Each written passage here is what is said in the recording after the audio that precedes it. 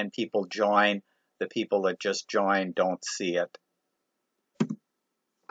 Okay, our agenda, we'll cover some club things and then we'll get to our main topic. Future meetings, this Friday there is a Macintosh special interest group meeting on Friday, April 22nd, and the main speaker will be Chris Luger from Apple, talking about some of the things there, and then they also get into questions and answers and updates. So if you're interested in that, you can contact Mike Griffin, who leads the SIG, or contact any of the officers, and we'll get you in touch with Mike there. We have a monthly question and answer, and our next monthly question and answer will be Tuesday, May 3rd. Welcome to ask any questions, and if we don't have questions, I'll maybe talk about a few things that are in the headlines or have come up there.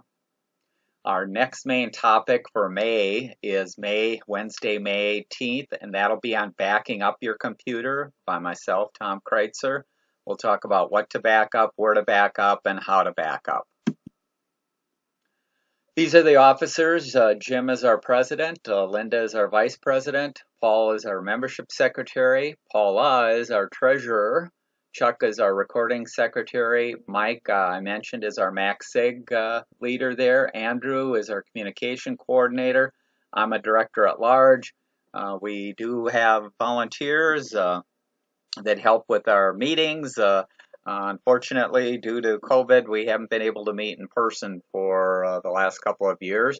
Hopefully this year we'll see if things will let us have a meeting and get back to a little normalcy there.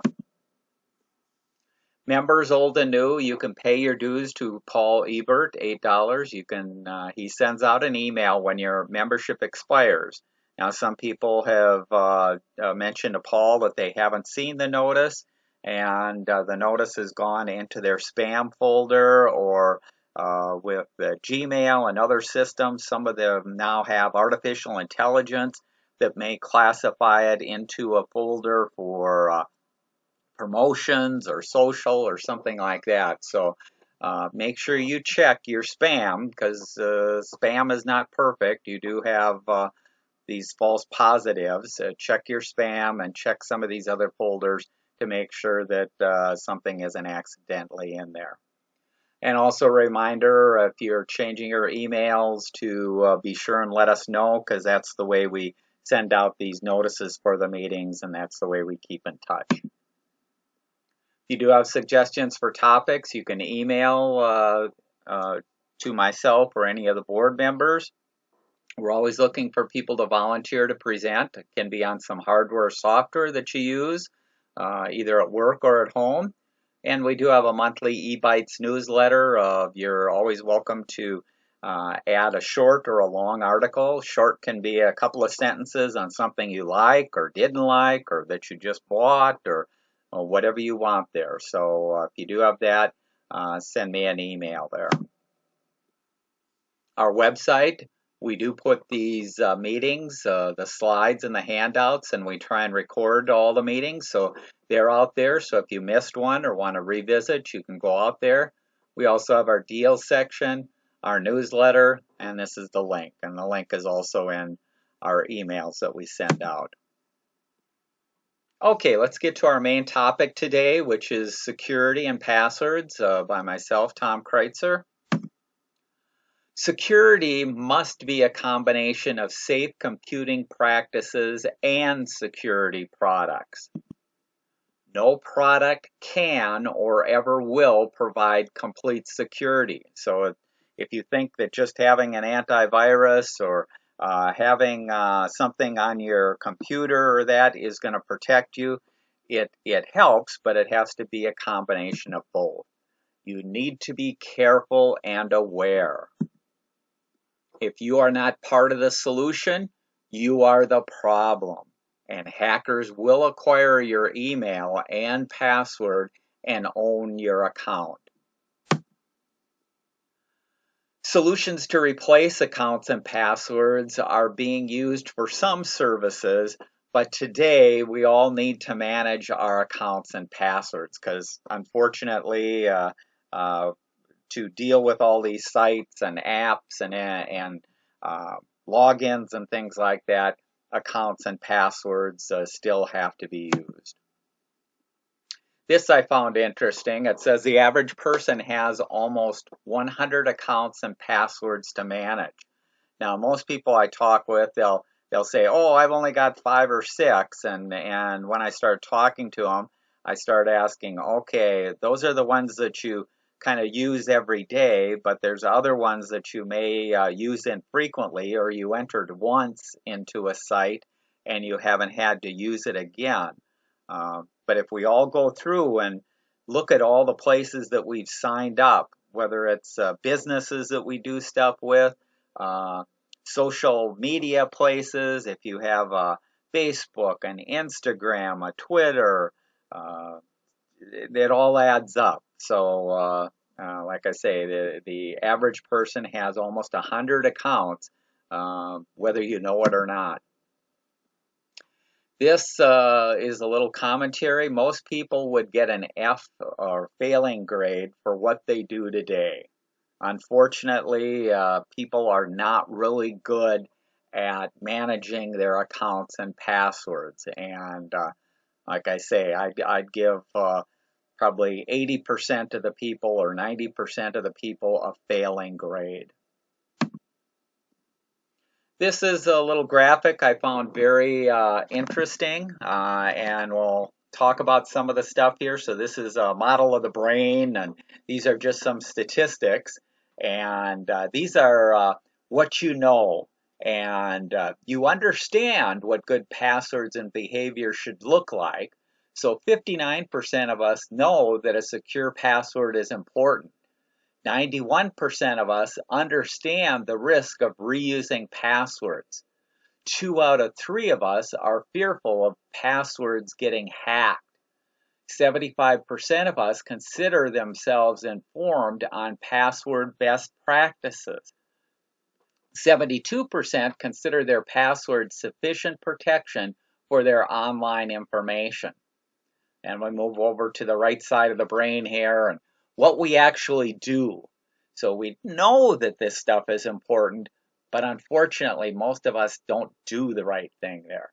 Yet we continue to exhibit poor password habits. 41% of us choose a password that is easy to remember. Shame on you.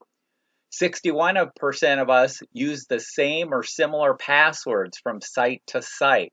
Shame on you. And this is broken down by generations. Millennials, it's 65%, Gen X is 52%, and baby boomers are a little bit better at 45%, but still that's failing. That's bad. 55% of us do it even though they understand the risk. So we use the same password, we don't make it strong, and yet we do it. The number one reason people change their password is because they forget it. It's not because they're do it on a regular basis to make it secure. They do it because, oh, I forgot what I used to log in to the Cub website. So they click and change, do the change password, which usually sends an email to you and a link, and you go through the process there. We do the strongest passwords that we create are created, not surprisingly, for banks and financial institutions. We do try and do that on 69% of us do it. 43% do it for shopping. 31% for their social media like Facebook, Twitter, Instagram, and the rest 20%. We choose not to put in strong passwords in that. So what you remember, 47% of us are afraid of forgetting our passwords. So you rely on personal information to create and remember your passwords. Women are more afraid than men. 55% of women are afraid of forgetting their password, 39% of men.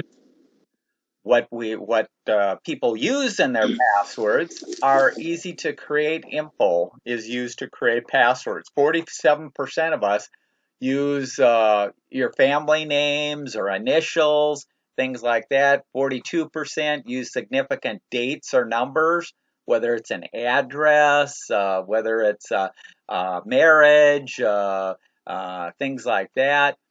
26% of us use pet names. 21% use birthdays.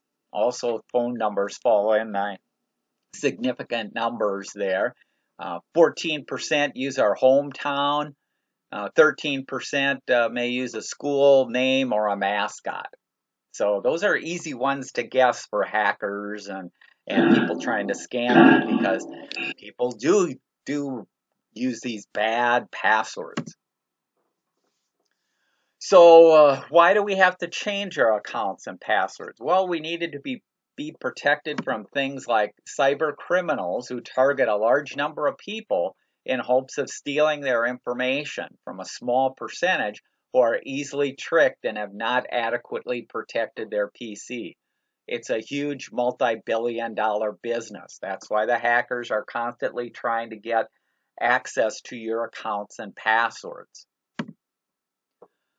The second most popular way that we have problems today is data breaches. Data breaches expose accounts and passwords to hackers. And in a given year, there's thousands and thousands of data breaches, big and small, exposing your accounts and passwords. There's also companies out there trying to capture information about you that they can use and sell to other companies. They combine it together and they sell it. Some of it is legitimate for advertising. Other is dark web type things. And then there's hackers who create problems just for the fun of it. So you get some bored people out there or kids out there and just want to cause trouble getting access to accounts and passwords. Okay, why you need a password manager. Passwords are terrible, but we don't have a better solution today, so we have to make the best of it. For security, you must use a different, non-guessable, strong password for every site we use so that a data breach on one site does not expose dozens of our other accounts. The only way you can accomplish this feat is by relying on a password manager. Now, when I talk to people about password managers, a lot of people don't trust a password manager. And there's this perceived vulnerability with password managers that all your eggs or data is in one basket and that a hacker could get all your accounts and passwords easily. That's false. The data, your accounts and passwords, and the data associated with it is encrypted. And the unlock key is only available to you. So nobody at the company, nobody at the online cloud where the data is stored or passes through, nobody has access to your unencrypted data. They have access to encrypted data, which is of no value to anyone there. So an employee of the password manager service or a hacker of the service site cannot decrypt your data. So it's of no value to them, even with a data breach. You do need to have a unique, long, and strong password as your master password. That's what you use to get into your password manager, and you do want to change it. And some of the password managers let you set up a recovery phone, an email, or make sure that you store this master password in a safe place for if you forget your master password. Because if you do forget it, you can't call up the company and say, please reset my password. Because if the company had the ability to reset your password, that would mean that somebody at the company could also reset your password at any time and gain access to your account. So you don't want to have a company that has that ability. The only person who should be able to get at your accounts and passwords is you. And that's the way most of these are set up. So let's talk about the advantages of a password manager. So I said you must have a password manager, but just to try and encourage you, I'm going to give some of the advantages there. You don't have to remember each password. So therefore, the passwords that you do assign to these different accounts can be unique. So you're changing them from one site to another site or application. They're long. The longer they are, the harder it is for anyone to break in, guess it, and get in. And they're strong, meaning that, again, it's non-guessable things that you have. The other thing that you want in a good password manager is you want it available on multiple devices, because most of us work off of a number of devices. So whether it's your phone, your tablet, your laptop, your desktop, and you should have availability of these accounts and passwords anywhere at any time. And that's what a password manager can do. Unlike a book that somebody may have that they carry around, that they don't always carry with them, or if you do carry it, you might leave it somewhere and somebody would have access to it. Password managers also, most of them let you generate strong passwords for you, so you don't have to sit there and try and guess or reuse a password that you might have used on another site or a few years ago or whatever. They can generate the passwords for you and make them unique, long, and strong.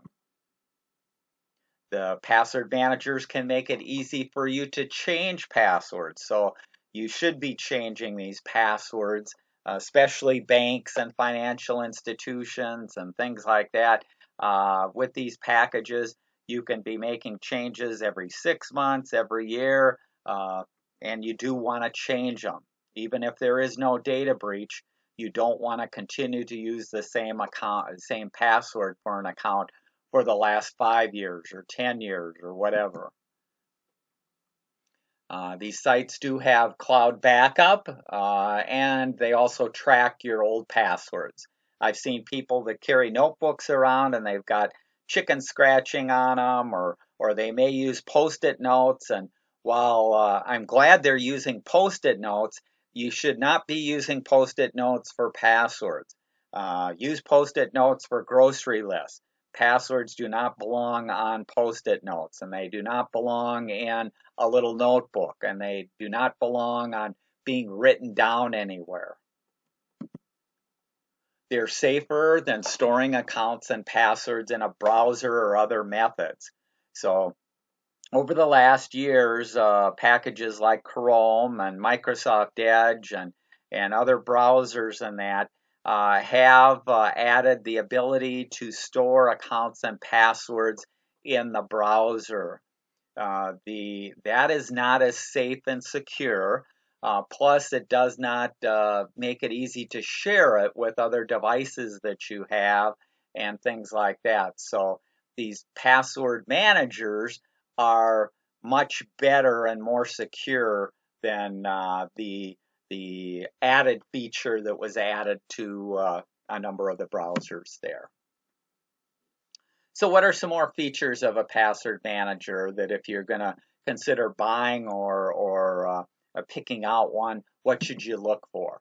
Well, one is cost. So you can find, I'll talk about free versions out there. The free versions usually have some limits with them, and they may have ads.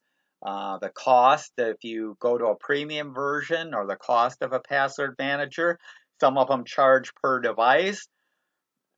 And also it's a case of what devices or browsers does the password manager support. So not all password managers work on all the different devices that you may have or all the different browsers that you use. Another feature that you want in a good password manager is what's called automatic capture. So if you go out to a website and you're creating a new account with a new password, can it capture your username and password and create an entry in the password manager? Most of them can do it. And the opposite of capture is when you go out to a website, the legal website, can it automatically fill in the account and password for you, as opposed to looking it up and maybe copying it or re-entering it in there? Can it automatically replay your accounts and password information? Similar to the automatic replay is a thing called fill web forms. And the fill web forms is the ability when you're out at a site and the site is asking for your name, your address, phone number, information like that, or even credit card information, can it fill in that information? So you can enter it into the password manager, let it manage it, and let it fill in the information so that you don't have to keep putting in that information. These password managers, most of them do a very good job of retain the history of passwords. So just in case if you do need an old password or are looking something up, you can see what the old passwords used to be and when you made changes to those passwords. So rather than, again, the notebook that you might have had a few scratches on, this will give you the full accurate information. Another thing that password managers usually do well is support multiple identities. And that can be multiple profiles or accounts, and then you select which one to use. So as an example, Gmail, when I log into Gmail, I actually have 6 different Gmail accounts that I may go into. And that's because I have my own personal one, I have the 3M PC Club one, I have my dad, I have my mom, I have a number of accounts there, and I can easily switch back and forth between those accounts because I'm letting the password manager manage those. Also, that web form fill, you may have multiple addresses or multiple names. It lets you manage all that information so that, again, anytime you get to a site where you need that information, you've got it all there and you don't have to look it up somewhere else or type it all in or things like that. Another feature that most of them do is what's called a strength report. They'll analyze the strength of your passwords and help you improve them. They also can help with two-factor authentication, whether it's biometric, biometric being fingerprint, face, gestures, SMS-based like texting, texting you a code, also interfacing with Google Authenticator or another authenticator, or other things. And there are hardware authenticators too that are starting to be used more. They also usually deal with application passwords. So on your phone, you have, all of us have a lot of applications, and how does it support the storage and the filling in for these different applications. Another feature that's very important is the import. And the import allows you to import passwords you stored in your browser or a competitor's software. So if you haven't used a password manager before, usually what I do when I help somebody set up a password manager is I well, here, let's go to this next. Another option is export. I do an export of the data and import it into their new password manager. Then they've got their accounts and passwords that they used to use in the browser or in a competitor's software already set up. And The export can also be handy if you're looking for a way to back up the data. And if you back up this data, you do want to store it in a very secure spot, but it lets you have a personal copy of your accounts and passwords out there.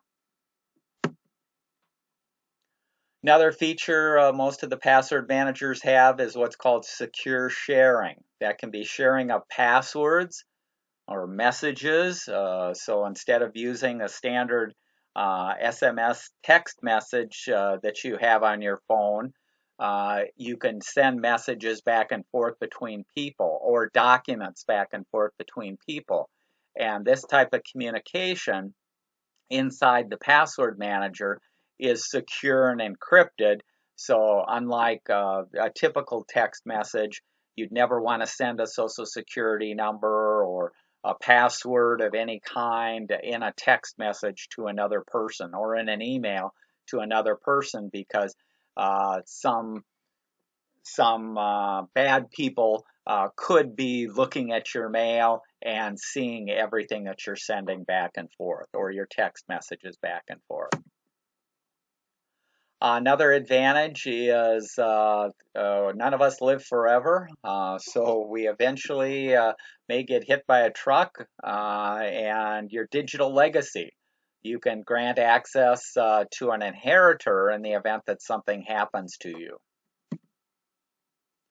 Secure online file storage, so you can put things like wills, passports, or other documents up on the site. Again, they're encrypted, and you can control who has access there.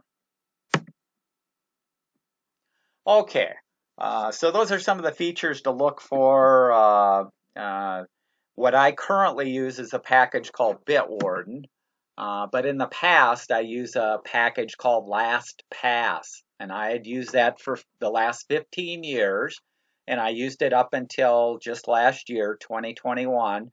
Lastpass had a free version, which did everything that I needed it to do, and then last year they decided to charge for the ability to use it on multiple devices like your phone, tablet, and laptop. And because that's one of the main features that I wanted, and I didn't want to pay for Password Manager, I switched from LastPass to Debt Warden. So I now use the free version of Debt Warden, and you can just do a Google search or go out to dettwarden.com. It is an open source software, which means that it's community built. It does have a free tier, and the free tier has very few limitations, and almost all the features that I talked about on the last page are in the free version. You can store an unlimited number of passwords, and you can sync them across all of your devices. Debt Warden offers native apps, so there's apps that can be installed in Windows, a Mac OS, Linux, on an Android phone or tablet, or on an iOS Apple phone or tablet there. There's also Debt Warden's browsers extensions for Chrome, Edge, Firefox, Opera, and Safari.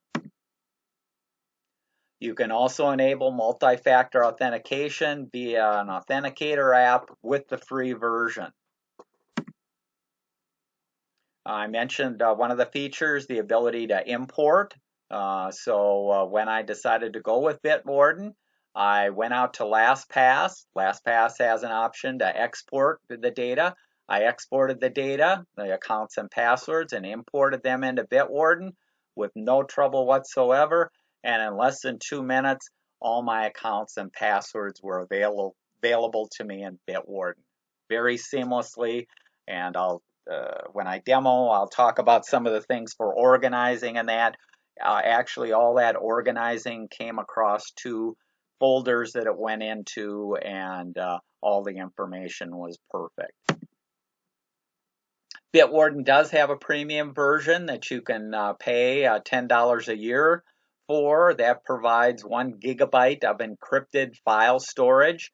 Otherwise, you don't get any file storage in the free version. I don't happen to need that. I store my wills and stuff like that in other cloud services using other systems there. The paid version also supports two-step logins using there's physical keys like YubiKey, UTF, and Duo. Uh, Again, I don't use that for any of my stuff, so at this point I don't need the premium version.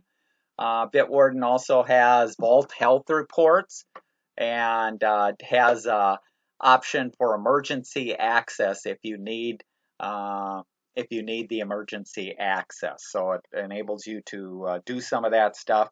I created my own way and my master password, the way that I've stored it and made it available, I can get at my account. And worst case, I do have my accounts and passwords backed up also.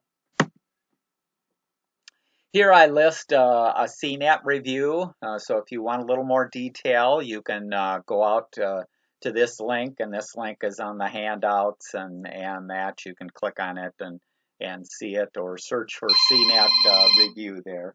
That's fine there. Okay, next we'll show a demo. So let me go out here.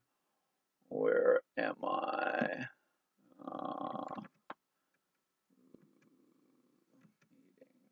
Here we go. So let's go out here. Let me hide that. So currently I'm in Chrome. I have loaded the Chrome extension for Bitwarden, and you just go out to the website, and it'll give you, or it'll step you through loading it in. Once you have it loaded in, you'll see an icon inside Chrome up here, and this is the Bitwarden icon. Right now, the Bitwarden icon, it's a little hard to see, but there's a little padlock there. That means that the Bitwarden is currently locked. So if anybody got into my PC, they would not have access to all of my passwords. If I click on this little icon here, you can see it asks for my master password. So let me put this in here. And then what I do is I unlock it, and now I've unlocked it. And this is the main control that you have inside Chrome for access to all the Bitwarden features and functions here. And this is kind of the tabs that you have here. And the first one they call tab. And this is showing you if the site, if the page that I was currently on down here had a login that I had stored in Bitwarden, it would show up in here. So it's saying there are no logins to autofill for this particular site here because there isn't a login that's necessary there. Let's see. We'll talk the cards and identities here. This is those. If you have credit cards, you can put in that information, and I just created a couple of dummy accounts. So the account that I'm using here is not my personal account. I created a dummy account for this demo here that I use in Bitwarden and put some information, some phony credit cards and some phony address information and phone numbers and things like that in here for the demo. But we'll talk a little bit about that in a little bit there. So that's what it's showing here. This next tab is called My Vault. This gives you a list of all of the things that you have stored in Bitwarden. And so mainly it's going to be your accounts and passwords. And as you start putting in your accounts and passwords, you're usually going to want to organize them, and you can organize them into folders. And so you can see here's examples of different folders here. This is the number of accounts and passwords that I have out there for it. And You can have any number of these folders. The folders may equate to kind of your bookmarks if you have organized your sites and businesses in that way. You can use kind of a similar strategy there. So that's the My Vault. The send, we talked about the feature to be able to send encrypted messages that no one can read, or sending a file to another user. This is the mechanism that you can use to send and receive messages back and forth there. This generator is one way that you can go in and you can generate passwords. And so you can come in here at any time. If I was going out to a site and creating a new account, I might come here and generate a password. And it has options in here, whether it's a password or a passphrase. A phrase uses words and numbers and that to create it. Otherwise, a password, I can say, well, I want to generate 35 the character using upper and lower case, 0 through 9, and numbers in here. And it also has other options here, the minimum number of numbers, special characters to use. This will let avoid ambiguous characters. Ambiguous characters are like the difference between the number 1 and the capital I, or the capital O and the number 0. It will avoid using these, which are, if you're trying to enter this from here, you might have a little confusion there. So the generator, I can generate, I can copy, I can regenerate any number of ones that I want, or if I want to use passphrases, here's some differences in passphrases there, and it'll generate.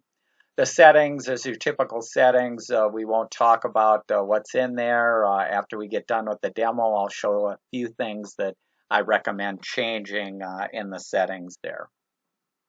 But let's go back here. So let's see, show function, where am I here? Oh, now let's go back in there, I guess, for my demo. I have to look at my script for my demo here. Also at the top of the screen, you'll see there's this search vault. So let's say I want to go out to the Starbucks website, and I know that I've stored an account and password for Starbucks. I can just start typing here. So I didn't have to go to My Vault and search for the folders. I can also search this way. And you'll see here's an entry I have for Starbucks. And there's a few things that we can do here.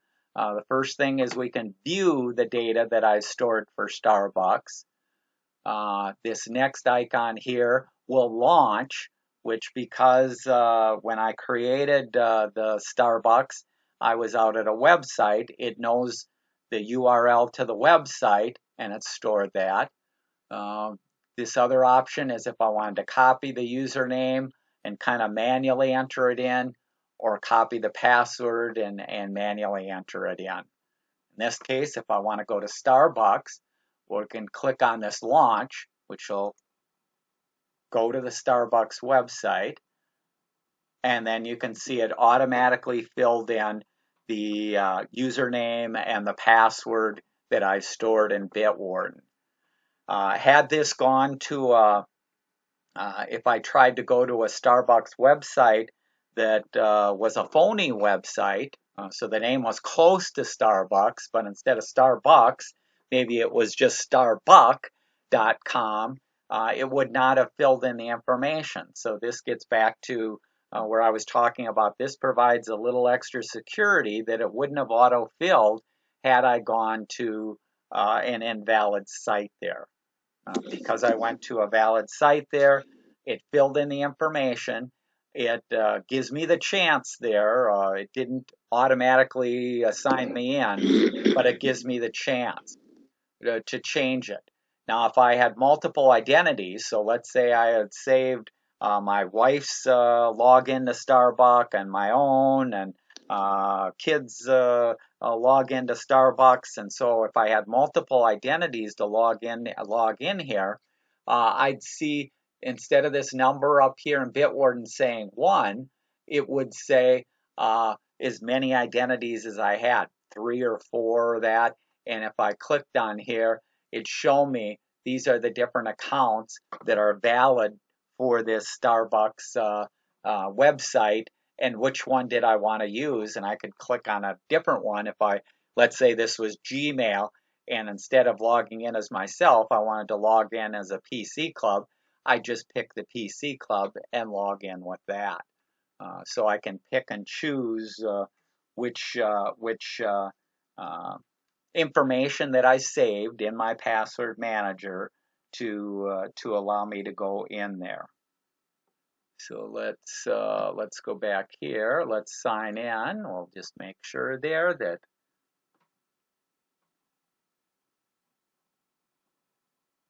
and I'm logged into Starbucks. So I didn't have to remember, I didn't have to copy, I didn't have to do a bunch of things there. But let's take a look at the information that is stored up here in Bitwarden for Starbucks. So if I go back up here, I can go up here and I can view the information that's stored for Starbucks. So this is a name, and I can put, this is freeform, I could put anything in here that I wanted it to show up as. This is the username that got filled in when I logged in, and this is the password. And there's some options here. If I did want to copy this into the clipboard to manually put the stuff in, I could do that. And if I wanted to see what this password was, I can unsee it, and you can see that's a good strong password there. So you can see what it is there. I can copy it into the clipboard. There's this other thing here, and this check mark, check if the password has been exposed. So if I click on that, it'll go out and see if this password and account has been involved in any known data breaches. And it would tell you if it was red, it would say, oh, this is involved in a data breach there. This is the URL that it uses to keep track of if I'm at the correct website, and you can have one or more there. Then there's a notes section that you can have, and in this notes section, the Starbucks doesn't have it, but if there was challenge questions, you could put that information in here, or you could put any other comments or things that you wanted to keep track of about your Starbucks account there. So you could have that information. And so currently we're viewing the information here. If we did want to make a change, I can click on the edit here. And this edit here, you can see we can add a new URL here. We can change our password. And if I wanted to change the password, there's a new icon here to generate. So I can go here and it says, do you want to overwrite the current password? I'll say yes. I go to the password generator. I can go here, I can generate a new one in here, and I can save it in the account there. We won't save it right now because our demo is limited here. This is information about this account and password. What folder does it reside in? Whether I do want it automatically entered or I don't want it automatically entered. The notes I can have custom fields. So if there's in the process of logging in, there's other information that has to be added or entered, I could create that. Most sites don't need any custom fields, so it's the rare site that you might find some use there. But you can set up all this information, and all this information is stored for each of the accounts and passwords that you have. Okay, let me do this. Let's do cancel. The other thing that you have here, I mentioned that the password manager keeps track of everything. So this will tell me when it was last, when this entry was last updated, when the password was last updated, and the number of passwords that I have used so far. And this shows me that there's 2 that I've used here. And if I click on it, it can show me the history. So it shows me the past passwords that were used out there. So you can see that information. Again, this is a demo account. So if anyone wants to steal those passwords and add money to this phony Starbucks account, go for it. Okay, so that's the information that's stored in there. Let's see, and I mentioned we can see the password history. The challenge questions can be put in there. Let me do this. Let's go out here and let me sign out of Starbucks here. So if I had gone out to a brand new site that I've never been before and I was creating an account, the password manager is usually smart enough to recognize that I am logging into a site, and it would capture the account and password and ask me if I want to add an entry into Debt Warden. And then once it adds the entry into Debt Warden, I could go in there and add additional information or change anything. But it makes it real easy to set up new accounts and passwords that you don't have, that you might not already have. So when we were using it before, I just click up here and it kind of drop down. If you find that you want this window kind of open all the time, you can use this icon up here to pop the window into a new window. This puts it into a new window, which I then can move around and doesn't close as I'm working here. So if you feel more comfortable operating that way, you can use Debt Warden there, but and I can close this window and I can still go back up here at any time and do the stuff there. Let's go here. So the credit card, let's just take a quick look at that. Excuse me, I clicked. So this is, it stores the names, the number, expiration dates, and security code, and you can put notes in there. So it lets you put the standard information there. Identities, yeah, there's nothing to fill. I clicked the wrong button there. I should have gone into here to view. You can see there's things that it's storing like username, company, email, phone, address, and you can add other fields that it can automatically fill in there. So it lets you easily, if it does not auto-fill, if you go out to a site and it doesn't automatically fill in the account and password for you, you can go up here and do the copy and then paste it in down here or other things there. So let's see. Now this is operating with it inside of your browser with the browser extension. If I was on my phone, I typically use the phone app, and the phone app, I don't have to put in my master password on there because I use my fingerprint as the master password on there. So if you do have facial recognition or fingerprint capability on your phone, you can open up Debt Warden that way to instead of having to even enter in your master password each time you wanted to fill in information there. So let's go back here. Where am I here? Okay. I mentioned there's settings, and there's a number of settings in Debt Warden, but the settings that I recommend that you take a look at and possibly change are in the settings, the vault timeout. This is how long till it kind of locks itself or timeouts there. So you can set it 5 minutes, 10 minutes, an hour, or never, kind of a thing. Find something that you're comfortable with. Another option is when to clear the clipboard. So if you do use the features where you're copying stuff into the clipboard, you may not want that password to sit in there forever. So you can do this clear clipboard that after 5 minutes that you copied something into the clipboard, it'll delete what you have in the clipboard.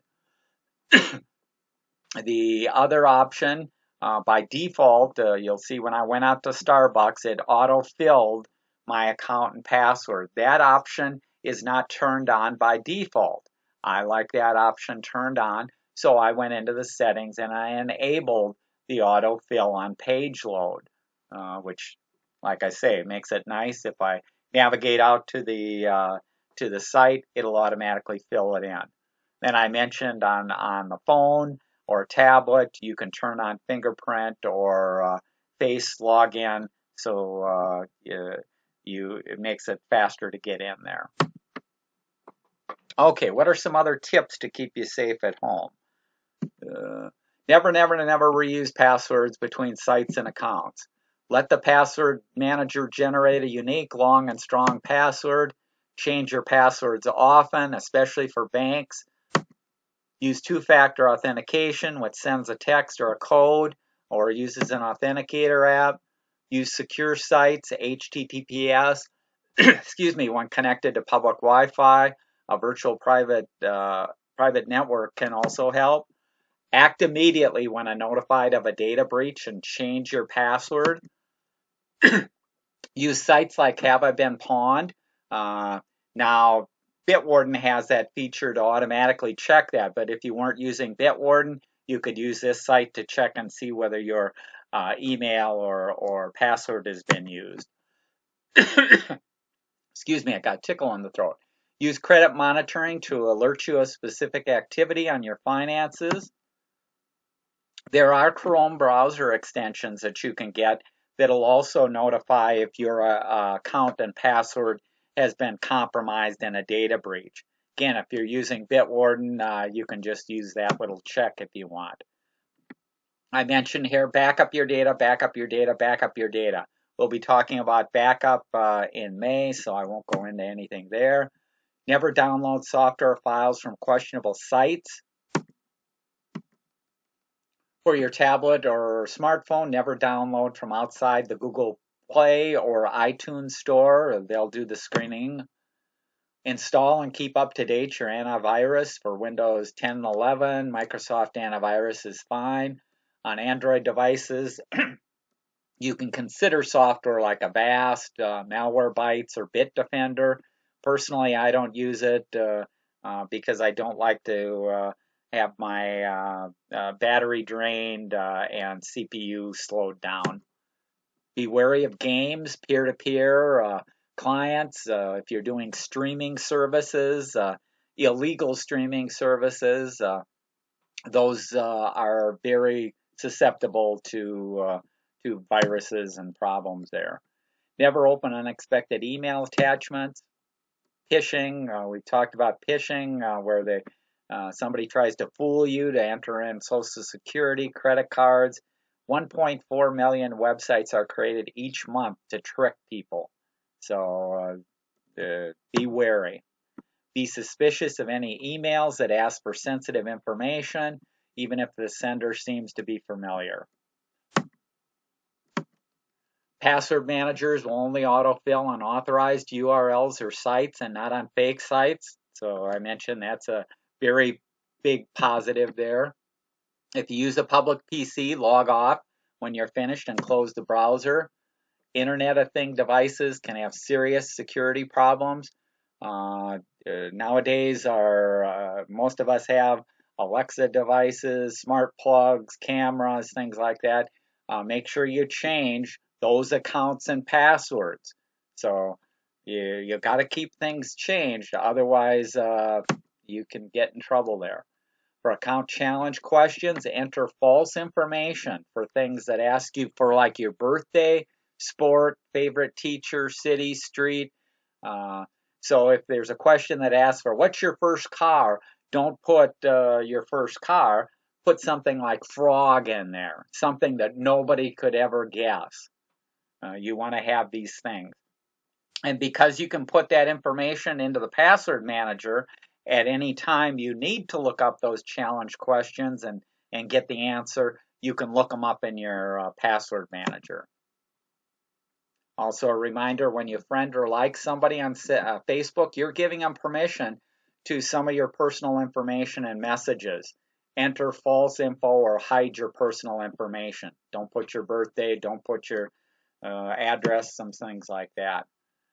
For home wireless security, look in past meetings.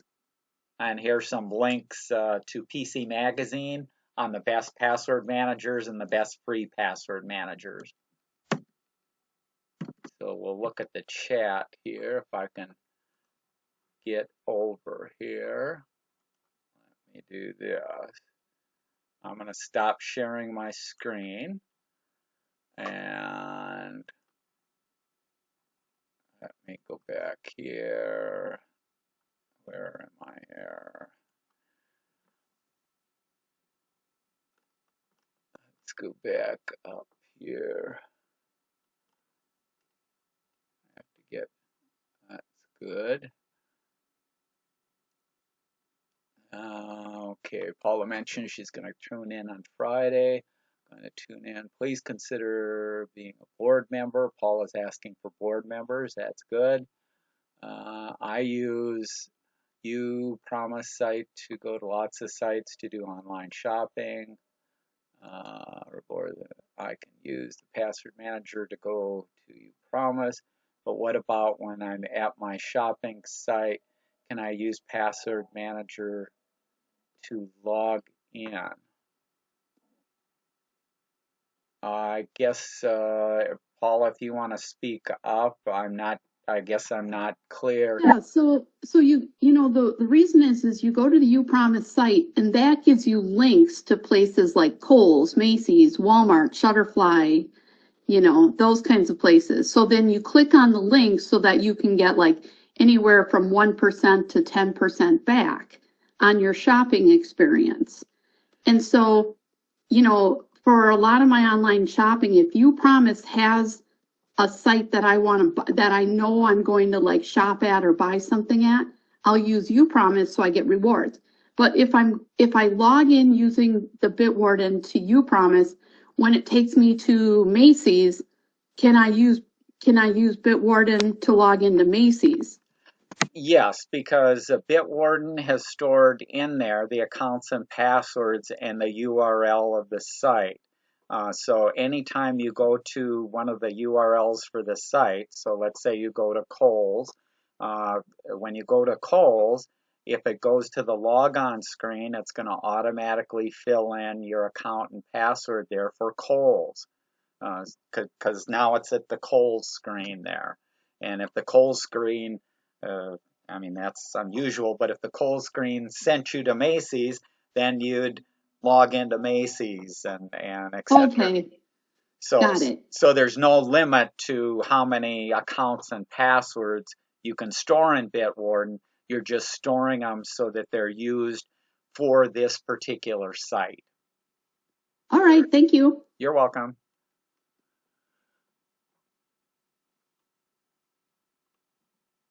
Oh, okay, Paula mentions 229 passwords, and no, that's what password managers are very good at, is even the ones that you no longer subscribe to, but you might want to keep, you can store all that information in the password manager and keep track of it.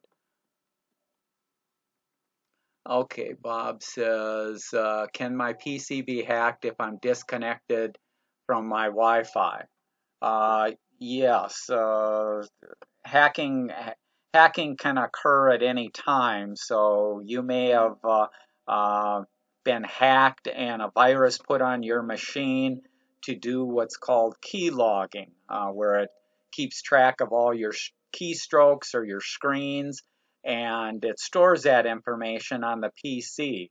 Because it doesn't have a connection to the internet, it'll store all that stuff until you do connect to the internet and then can upload that information. So just because now if you had a PC that never was connected to the internet, so you never have it by Wi-Fi or never have it by Ethernet, then you're a little safer there. But the problem is you're not updating Windows, or you're not updating the machine, which makes it vulnerable when you do connect, more vulnerable when you do connect. So basically, you're vulnerable no matter what you do. You just want to keep yourself protected there. Well, Tom, you can also get hacked if sometimes they scatter USB drives on the ground and you pick that up and plug it into your computer. Just another way that could happen. Yes, that's correct there, Mitch. USBs, actually, in the past, there's been instances when you used to buy software and get a disk, or go out to a website and download. You could get viruses and malware and things like that from those also. So you do want to be cautious of almost everything there. Okay, John mentions, what happens if the company that provided your password manager goes under? Usually that company is going to give you some kind of a warning.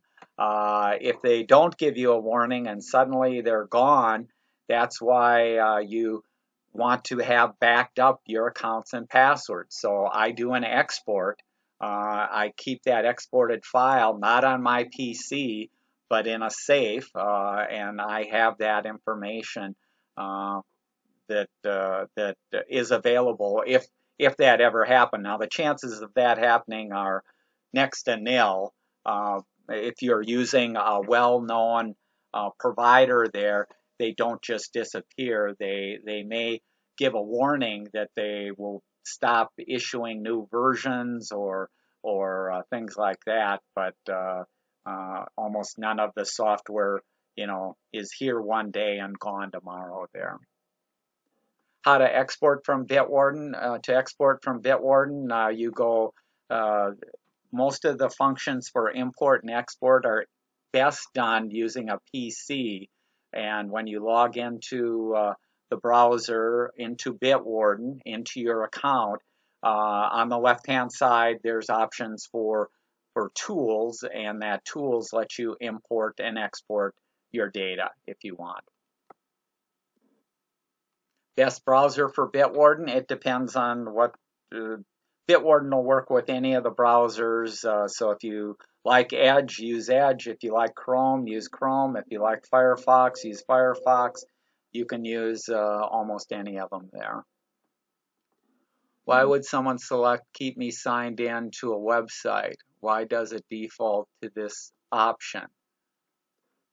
Well, signed. I guess I'm not. That Keep Me Signed In is more a function of the company or the website that you're going out to. Whether if you say Keep Me Signed In, that puts a cookie on your browser and has nothing to do with Bitwarden. You're telling that site that I no longer want to enter an account and a password. So again, if it's something like a Starbucks, well, Starbucks, you could have money on cards. I wouldn't exactly leave that connected all the time, or somebody, if they got a hold of your computer and clicked on the Starbucks site, I'd want them to log in, and I'd want them to log into Bitwarden with the master password first. That's the way I set it up, and you can operate that way to be secure there. That came up when you logged into Starbucks. That's when Bonnie entered the question. It's like, why is that even an option? Yeah, that has nothing to do with Bitwarden. It's Starbucks is giving that option so that you don't have to enter that each time. Now, if I was only accessing it on my phone, and I have security on the phone that locks the phone after 30 seconds of inactivity, then maybe you could use it for a website on something like that. But typically, I don't use the Keep Me Logged In feature. And of course, you wouldn't want to do it on a public computer. Never on a public computer, but options are there. But it's up to the the company or that you're logging in, how they do it. And the way that they do it is they do it with cookies. So if you've ever chose that option, and then I'll have people go through and they'll clean their machine, getting rid of their browser history and cookies and things like that, and then they go, oh, now I have to log into this site, and they've never had to put in the password, and they had written it down on a piece of paper 2 years ago, and they don't remember it anymore. So that's where they usually have to reset their password and get back into their account. Okay. Bonnie says, when updating with Password Manager, what if using users' names different from email address? How does it get changed? Each entry that you put into Debt Warden, you put in what is the user or the account. If it's email address, you've got that. If it's account name, whatever the site wants and whatever the length of that is, Debt Warden will take it. Bonnie, how to create a long master password example. All you have to do there, Bonnie, is if you go to Debt Warden and go to the generator, and you can do a phrase. Usually you want a phrase if it's going to be your master password, because your master password is something that you should not write down. It should not be written down. And if it was the 20 characters of upper and lower case, random, you're never going to remember 20 characters of upper and lower. But if it's a phrase, 3 words, 6 words, whatever, you want something that's easy to type, you want something that is memorable there, you can have it generate, and you can have it generate and generate until it has a phrase that you like. If you like it, then change your master password to that. So it's something that obviously you have full control there. Steve had a question. Do you need to always go to Debt Warden first, or can you go to the site and then invoke? You can go to the site and invoke Debt Warden. So if you have bookmarks already or things like that, you can go to the site. I'm not going to share because we're kind of over time already here. But yes, you can do it either way. When you get to the site, you would have to log into Debt Warden. Okay, thanks. Okay. Let's see. Also, the question: set up a recovery phone, email, or store in a safe for you to forget. How does that work? Well, that works. Let's say I have an entry in my safe. I put the Post-it note and I put it in my safe. If I ever did forget it, I would go down to my safe, open it up, and I'd be able to get my password that way. When I change my master password, then I'd have to update it and put the new Post-it note there. Do not put passwords on your computer. Over the years, I've known 3 people that have lived in a condominium or an apartment. They've been broken into. The people go in, they steal the computer, whether it's a laptop or a desktop, and any Post-its that you have, any external hard drive that you have, anything that you have there is usually taken. So the people that, were making it easy for themselves by having their passwords and their backups of their files and things like that right there, you are just setting yourself up for a disaster there if somebody does come in and steals it, or if there's a fire and God forbid the stuff is burnt to a crisp there, you've just lost everything. So you want to protect against these various things. Yeah, that statement in quotes was in the handout. So I was like, what did you mean by set up a recovery phone or email? The recovery for it, Bitwarden does not, the free version does not have a recovery phone or an email. Some of the other password managers do have that. So you had options, and let's say Lastpass, you had the option of turning that on, and then you'd register your telephone number, and then the code would be sent there for you to be able to reset your password. I don't believe that that's a good security because there's potentially holes in that. Yeah, agreed. Okay. So like I say, if you have a phrase that you use or something like that, and if you're using Bitwarden or even a couple of times a week, you should be able to remember your phrase, because that's the only password that you're going to have to remember now. You aren't going to have to remember any of your other 20, 40, 60, Paula's 230, however many passwords you have. You won't have to remember any of those, and you can make those all very unique, very long, and very secure. So, Tom, I have a question for you. Sure. My wife and I generally have our own passwords for just about everything except for bank account and credit cards. So how do you use Bitwarden in a situation like we have? Do we each have our own Bitwarden and set it up for ourselves? But then what do we do with shared passwords for the shared accounts for credit cards, et cetera? Yeah, it's up to you how you do it. I mean, if you trust the other person, you could be operating off of one account in Bitwarden and both use that.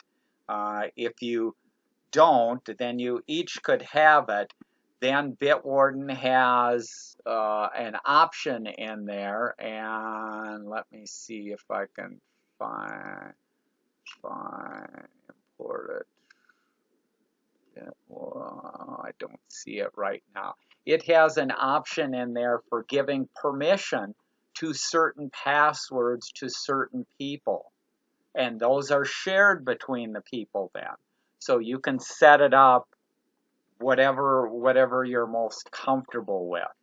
And so it already has taken care of that capability, so that if you change it or she changes it, it's changed on both your systems. The second that she changes it, let's say, it's available to you and changed there.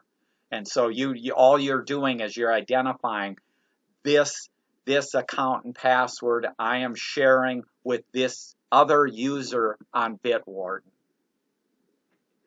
Okay, sounds like they've already thought of that and have a way to work with it. Yeah, and if you're in a business world like at 3M, you're typically working in groups. And so then you may have a group of 5 people or 6 people that are sharing certain accounts and things like that. Well, then you may have even more things set up. But as a husband and wife or things like that, you can do it, whatever you're most comfortable with there. Okay, thanks, Tom. You're welcome. Any other questions? I know we've gone over a little bit there.